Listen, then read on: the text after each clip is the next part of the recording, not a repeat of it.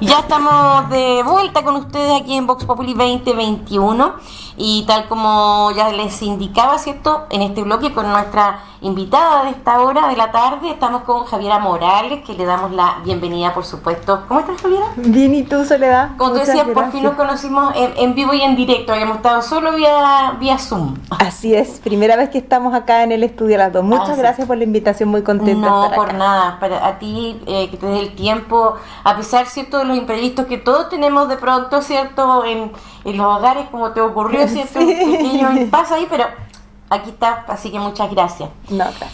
Bueno, como tú decías, la verdad es que está muy convulsionado nuestro país por estos días. La verdad es que la situación que se está viviendo respecto justamente de las necesidades de todas las personas, respecto de la crisis, ¿cierto?, económica, también producto de la crisis sanitaria, y digamos que es más evidente con la crisis sanitaria, pero hay situaciones que se vienen arrastrando hace mucho tiempo, donde la actitud del gobierno también ha hecho que la gente reaccione, que se ha empezado a movilizar en todo el país, en nuestra ciudad también, hubo una movilización bastante numerosa hace unos días, hoy día nuevamente se repite, han habido barricadas, cacerolazos. Hace unos momentos también en Santiago, trabajadores de la salud se tomaron las oficinas del Ministerio de Salud, también reclamando por la situación que están viviendo. Entonces, esto está muy complejo y sobre todo lo que más complica es la situación que en definitiva se vive en los hogares donde hay necesidad de poder solventar, ¿cierto?, el día a día. Sí, efectivamente, como tú dices, creo que estamos en un momento de mucha tensión, de un momento que uno podría categorizar como una crisis, ¿no es cierto? Una crisis sanitaria que implica una crisis económica y que nos ha llevado a una especie de crisis política y que de alguna manera yo creo que nos demuestra cómo nuestra institucionalidad política no está funcionando de una manera adecuada para que ante una crisis sanitaria y una crisis económica pueda otorgar las respuestas, ¿no es cierto?, que requiere la ciudadanía para enfrentar estos problemas. Sabemos que finalmente lo que ha ocurrido es que es una incapacidad de nuestra institucionalidad, una incapacidad del gobierno para entregar la ayuda necesaria para poder sobrellevar esta crisis. Y vemos hoy día lo que nos encontramos, y esto sin duda tiene mucho que ver cómo hemos configurado nuestro país políticamente, qué es lo que se ha puesto en cuestionamiento este tiempo, y por algo estamos a puertas de iniciar, o sea, ya iniciamos hace tiempo, pero de elegir a los próximos constituyentes, porque todos estos temas que estamos analizando acá tienen que ver con la Constitución, o sea, cómo se adoptan las decisiones políticas en nuestro país, la existencia de un tribunal constitucional, nuestro sistema de pensiones, nuestra forma de enfrentar la crisis, el centralismo, las decisiones, todo eso tiene una arista constitucional, así que yo lo comparto contigo. Lamentablemente que así sea, digamos, que se dé en esta situación, pero creo que es el mejor ejemplo que puede tener la gente respecto de la importancia que tiene efectivamente tener una constitución que dé respuesta o que permita efectivamente que tengamos o que permita tener políticas que en definitiva aseguren una mejor calidad de vida de todos los chilenos y chilenas.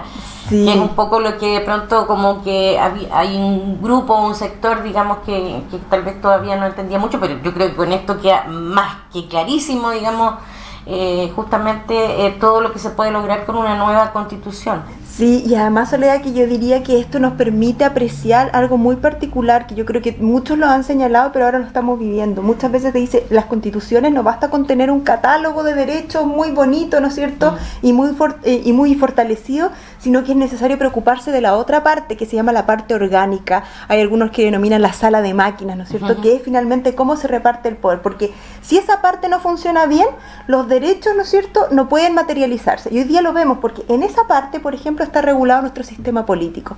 ¿Cómo se caracteriza o cuál es la particularidad de nuestro sistema político?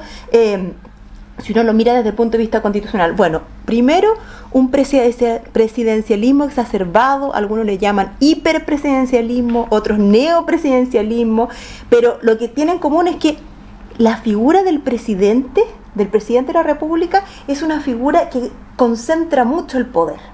Entonces, ante cualquier necesidad, ¿no es cierto?, las decisiones políticas en su gran mayoría las adopta el presidente. Entonces, y no tenemos otra salida, ¿no es cierto? Está concentrado ahí su poder. Entonces, ¿qué es lo que ocurre? Cuando tenemos, como el caso ahora, un gobierno que él mismo lo ha señalado, ¿no es cierto?, hemos llegado tarde, ¿no es cierto? No hemos llegado a tiempo, no hemos sido capaces, ¿no es cierto?, de generar políticas muy universales, sino que han intentado focalizar y eso ha traído consecuencias que las estamos viviendo. Entonces, cuando eso ocurre, no hay mecanismo, porque él es el único, ¿no es cierto? No hay otra forma, porque el Congreso no tiene mecanismo, porque efectivamente el Congreso es más fiscalizador que movilizador de política pública. Entonces, uno diría, bueno, ¿qué se puede hacer? Bueno, se puede de alguna manera equilibrar, ¿no es cierto?, equilibrar la figura del presidente con el Congreso, pero acá hay otra cosa más que es muy constitucional también, que es que no solo nuestro país se caracteriza por la figura del presidente, sino que también porque tiene un tribunal constitucional que tiene una atribución, que la estamos viendo ahora, que es bastante compleja, que es meterse en el proceso político cuando se está discutiendo la ley. Exacto, claro. Y donde además quienes son parte de ese tribunal constitucional también tienen, digamos, una cercanía con quien es presidente. Entonces, finalmente, es como una figura casi decorativa, porque es el que le va a dar la venia de alguna manera, acá vemos la importancia de cómo se eligen los miembros de quien ejerce el control constitucional, que en este caso es el Tribunal Constitucional. Sabemos que nuestro Tribunal Constitucional tiene un problema de funcionamiento. Yo diría que tiene dos grandes problemas. Uno, la forma en que se designan a sus miembros, y vemos que ahí hay un alto grado de politización. La presidenta del Tribunal Constitucional, ¿no es cierto?, fue la jefa del segundo piso en el primer mandato del presidente, y eso pesa al momento de tomar decisiones, sobre todo cuando son decisiones tan complejas como esta, que a mí ya que el Tribunal Constitucional está tomando esta decisión lo encuentro muy complejo, porque demuestra que nuestra institucionalidad política no ha sido capaz de alcanzar acuerdos y establecer políticas públicas para enfrentar la crisis. No puede ser, ¿no es cierto?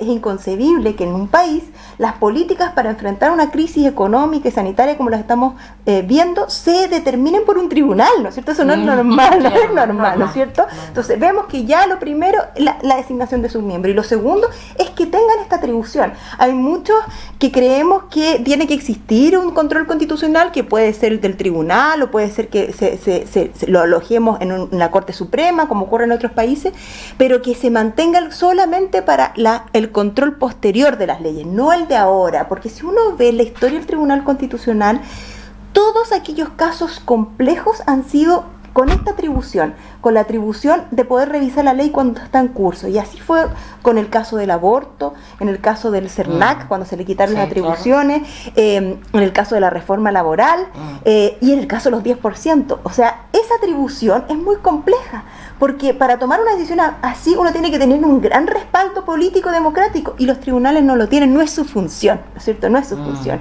Entonces, vemos acá cómo en este escenario nuestro sistema político, con estas características de centralismo en el presidente, de concentración en el presidente, con un Congreso más debilitado, sin participación ciudadana, sin mecanismo de participación, y con un Tribunal Constitucional, está haciendo agua, ¿no es cierto? Entonces, la decisión acá del presidente, la verdad es que yo la critico mucho. Yo considero que de alguna manera chutear la pelota al Tribunal Constitucional es jugar un poco con una institucionalidad que él sabe, yo me imagino que él sabe, que no está en un muy buen momento, que está muy cuestionada. O sea, tú te llegas a imaginar, porque en este minuto el presidente se ha visto, o sea, ha quedado muy en evidencia, digamos, la soledad de gobernabilidad que tiene, ¿cierto?, cuando los parlamentarios de su sector, ¿cierto?, y los presidentes de partido incluso han manifestado su rechazo a la actitud que ha tenido frente a este tema. ¿Y tú te imaginas que el Tribunal Constitucional, digamos, tampoco le dé la venia? O sea, ya... Ojo, que puede llegar a ocurrir, porque ¿cierto? La última vez, como se decidió esto, no fue una decisión mayoritaria de todo el tribunal que dijo esto es manifiestamente inconstitucional, sino que fue un voto 5-5 lo que dio a favor fue el voto de la Presidenta de la República, porque es muy cuestionable igual, porque lo que hace el Congreso con los 10% no es tirar una ley. Lo que hace el Congreso es reformar la Constitución. Entonces, ¿cómo algo que tú lo estás cambiando va a ser inconstitucional? Bueno, ahí hay mucha discusión. Entonces, la verdad es que estamos jugando con decisiones que son bastante débiles y eso es muy complejo. Y eso yo lo sumaría además de que acá estamos hablando del 10% de los fondos de un sistema de seguridad social que ha sido cuestionado muchos años atrás, ¿no es cierto? Sí. Que sabemos que no está funcionando bien, que es uno de los pilares, yo diría, o una de las demandas ciudadanas que nos han impulsado a este proceso constituyente, que es nuestro sistema de pensiones, que ha sido muy cuestionado por cómo se administra, por la ausencia del Estado, por las diferencias que produce. De alguna manera sabemos que el sistema de pensiones para gran personas de nuestro país produce pobreza, ¿no es cierto? Las personas terminan de trabajar y lo que le entrega el sistema de pensiones es menor que el rango de pobreza en promedio, o sea, para muchos es menos que el estándar de mínimo para poder vivir una vida digna. Entonces, es un escenario que efectivamente uno ve que tambalea por todos lados. Yo esperaría acá que la institucionalidad política tomara un acuerdo de manera de sortear esta situación. Sí, es bien complejo porque en definitiva cuando uno ve que el propio gabinete ministerial, ¿cierto? Político hace una carta pública para dar el apoyo al presidente, uno dice, ¿de qué estamos hablando? O sea, es como, no sé, es muy raro. Un error comunicacional, porque mucho se dice que la verdad es que si hay un rumor, lo peor es salir a desmentir el rumor, parece. Y eso, claro, la verdad es que yo no me acuerdo de que haya habido algo así antes, la verdad. Yo tampoco lo recuerdo, porque en definitiva lo que está diciendo ese mensaje es todo lo contrario. Exacto, es reafirmar. De alguna manera es como si lo hubiesen obligado, de alguna manera uno lo lee y dice, a ver, ¿qué pasó? Algo pasó para que salieran de alguna manera todos los ministros ahí entregándole su apoyo al presidente. Estamos en un momento muy complejo, yo diría así. Y bueno, y esta reunión que hubo a última hora de ayer, que finalmente no hubo luces, digamos, de ningún cambio, finalmente sale el presidente de la UDI, ¿cierto?, avalando en definitiva al presidente de la República, pero a esta hora se vuelven a reunir y pareciera que en un momento más pudiera haber alguna información que dé cuenta de algún cambio, porque además respecto de los plazos para poder justamente retractarse se cumplen, entonces pudiera ser que sí, hasta antes, dice la ley, hasta antes que el tribunal declare como admisible el requerimiento es posible retirarlo, Entonces la verdad es que estamos en minutos clave donde yo espero que el gobierno tome las decisiones que tiene que adoptar, porque efectivamente, miren, uno puede entender que acá pueden haber muchos conflictos entre los poderes, etcétera, pero acá estamos en un momento muy excepcional de nuestro país, donde creo que hay un diagnóstico que todos comparten hasta el gobierno, y que es que no se ha llegado a tiempo. Entonces es muy complejo en ese escenario quitar ayudas.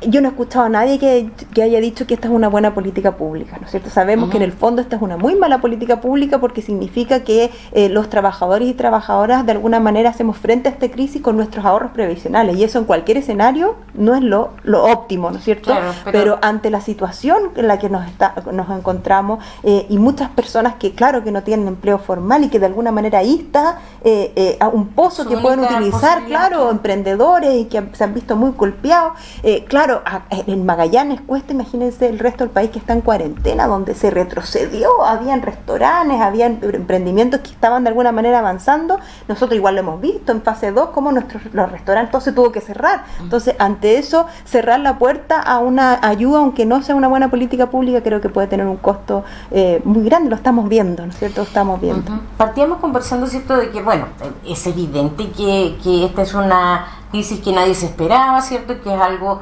que está atacando en todo el mundo, que los países se han visto enfrentados a una situación compleja, delicada, difícil y que no estaba presupuestado, pero ha puesto aún más en evidencia algunas cosas que pasan en nuestro país, y una de ellas tiene que ver con nuestro sistema de protección social.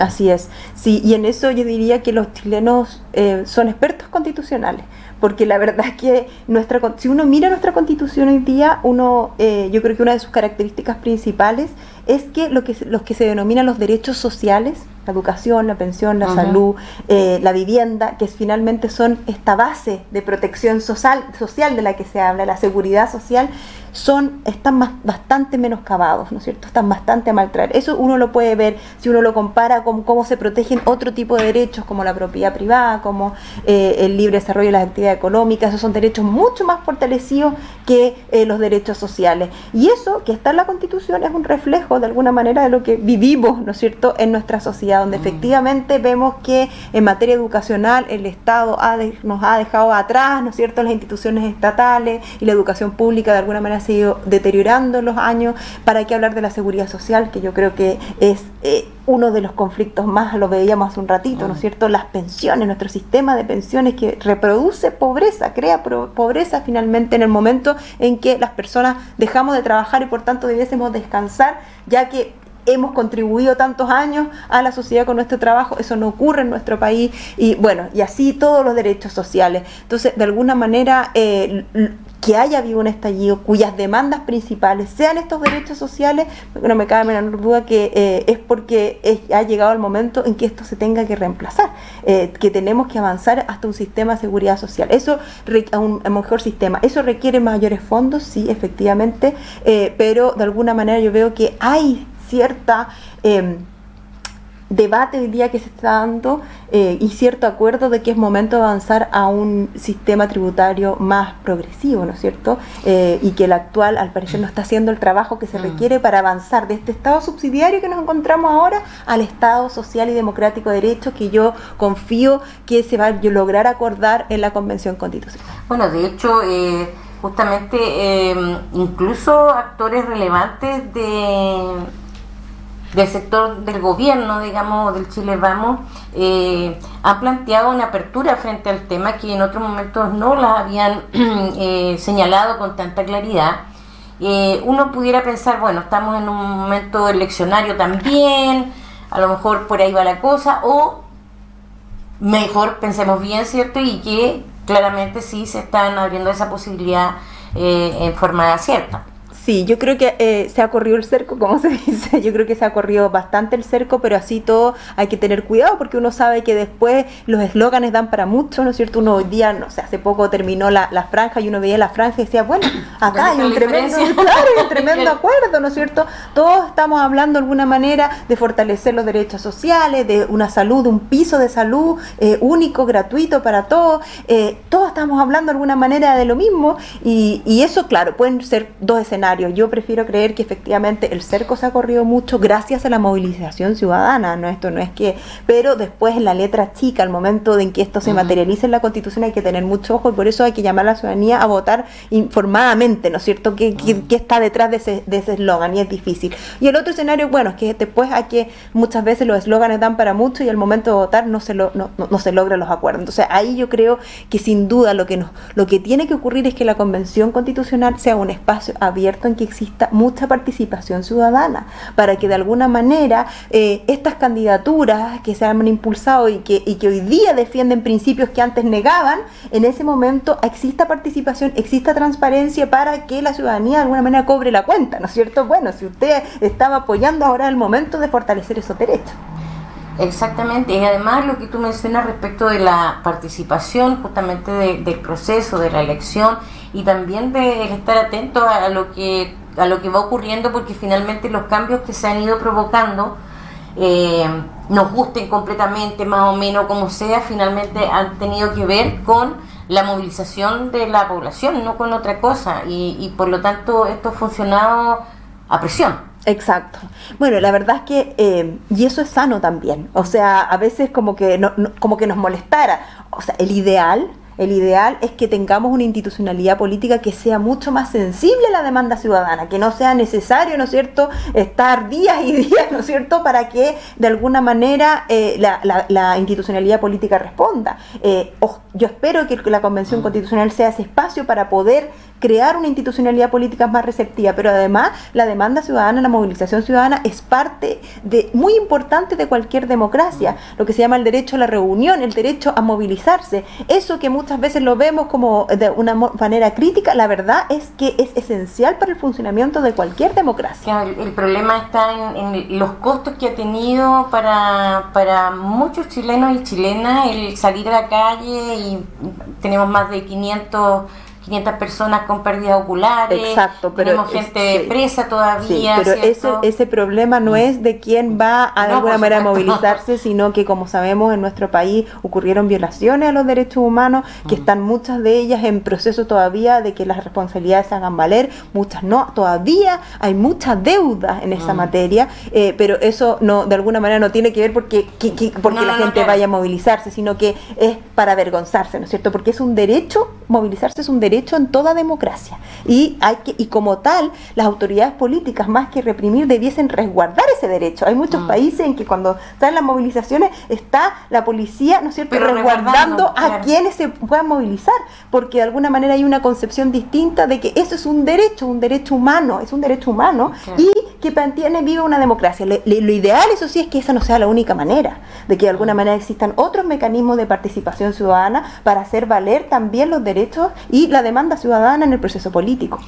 De alguna manera se espera también que la próxima Constitución pueda dar cuenta de eso. Sí, habemos mucho que estamos impulsando esa bandera para incluir mecanismos de participación también con el derecho de reunión. Sí. Esté muy bien, muchas gracias por acompañarnos. Muchas gracias a ti, Soledad. Y nos vamos a separar para ir a una pausa comercial y ya volver inmediatamente con Vox Populi 2021 aquí en Polar Comunicaciones.